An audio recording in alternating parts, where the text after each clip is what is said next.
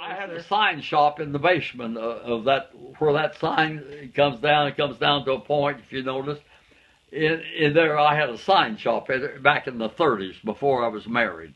See, after I came back from, I was working up in South Bend, Indiana, up in that area, and I came back here and was around here for a while. That's just after my mother died. So in the 30s, I was painted signs all in Milan all the time, and that was one of my sign shops. I had two or three others later years or earlier years, I can't remember, but that was one of them right there. So they wanted to preserve it. The band that's come here, they're doing the town here and painting everything up, and they wanted to keep that Joe Signs where my original sign shop was years ago. When I got out of high school at 17, I was 17 at Christmas, and I got out of high school in May. At 8 o'clock in the evening, I couldn't wait to get out of town. I went to Chicago at midnight on the same night I graduated, and went to cartoon. See, I didn't even know I could draw cartoons. In the 8th grade, they had a contest.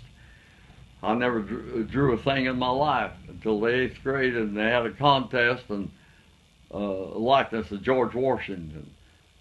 And out of a clear blue sky, it looked so good. Everybody awed and ate, and great, you know, this and that. And from then on out, I started doing cartoons, you know, and things like that. And I got into it, and I just had a knack for it, okay, everything. And so I went to, after I graduated from high school, in that, like I told you, in May, I went to a cartoon illustration school up there. See, it was in downtown Chicago.